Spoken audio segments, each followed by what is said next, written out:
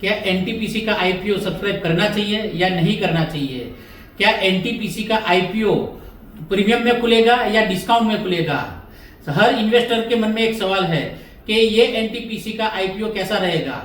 हम डिटेल में समझते हैं कि एनटीपीसी का आईपीओ किस तरह से उसको एनालाइज करना चाहिए और क्या विजन बना के सब्सक्राइब करना चाहिए या नहीं करना चाहिए। प्यारे इन्वेस्टर, एक चीज समझिए, एनटीपीसी ग्रीन एनर्जी जो आईपीओ आ रहा है वो इनकॉर्पोरेट हुआ है 2022 में, मतलब आज से 2 साल पहले ही गवर्नमेंट ने ये कंपनी फॉर्म की है और उसमें पैसा लगा के उसमें रिन्यूएबल एनर्जी और सोलर पावर प्लांट डाला है।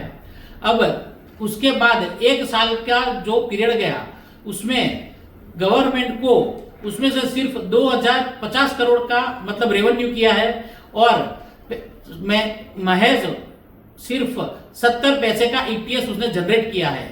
और आज के दिन में देखें तो लास्ट सितंबर महीने में उसका जो हाफ ईयरली वैल्यूएशन किया गया उसमें उसने 1325 या 40 करोड़ का रेवेन्यू किया है और महज 24 या 25 पैसे का ही सिर्फ ईपीएस दिखाया गया है। तो पूरे साल का अगर मैं कैलकुलेट भी करता हूं तो उसका सेल्स 2500-2600 करोड़ के आसपास हो जाएगा और ईपीएस शायद हम कैलकुलेट करें कि क्वार्टर ऑन क्वार्टर बढ़ता जाएगा तो 70 से 80 पैसे का उसका ईपीएस बैठेगा। तो आज के दिन में कहीं पावर कंपनियां 10 पी के पी पर, 15 के, 20 के, 25 और 30 के पी पर अवेलेबल है, तो हमको ये इतने महंगे आईपीओ में सब्सक्राइब करके हम क्या प्रॉफिट करेंगे। आज ऑलरेडी 266-267 के पी के ऊपर ये कंपनी आईपीओ फ्लोट कर रही है। उसकी आज के दिन की टोटल कंपनी वैल्यूएशन 40,000 करोड़ की हो गई और गवर्नमेंट सिर्फ 25% इक्विटी डाइल्यूट करती है और 10,000 करोड़ का आईपीओ उन्होंने फ्लोट कर दिया है। तो मेरे हिसाब से ये आईपीओ में संभल कर इन्वेस्ट करना चाहिए। हो सकता है कि लिस्टिंग गेन 2-5% मिल जाए शायद, लेकिन लॉन्ग टर्म इसको अवॉइड करना चाहिए क्योंकि और भी बहुत सारे एट्रैक्टिव वैल्यूएशन से ये सेगमेंट में काम करने वाले शेयर मार्केट में अवेलेबल है।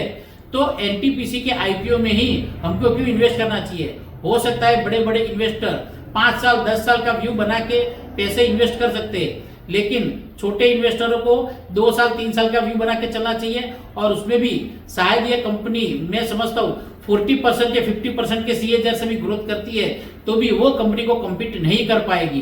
तो मेरे हिसाब से प्यारे इन्वेस्टर इसमें सोचकर समझकर इन्वेस्ट करना चाहिए। हर इन्वेस्टर ये समझ सकता है कि एनटीपीसी ग्रीन एनर्जी का आईपीओ बहुत ज्यादा वैल्यूएशन पे आ रहा है और 267 के पी पर आ रहा है। अगर वही सेगमेंट में काम करने वाली कंपनी 12 से 15 के पी पर अवेलेबल हो तो वो क्यों नहीं इन्वेस्ट करना चाहिए। और ऐसी एक कंपनी है अदानी पावर, तो ये मेरा सुझाव है और उस पर भी फोकस करना चाहिए। हालांकि मैं कोई आपको रिकमेंड नहीं करना कोई कंपलसरी बाय करना चाहिए, लेकिन एक बार वहां पर भी फोकस करके और वैल्यूएशन को ध्यान में रखते हुए इन्वेस्टर को अपना मत बनाना चाहिए और उसके ऊपर इन्वेस्ट करना चाहिए।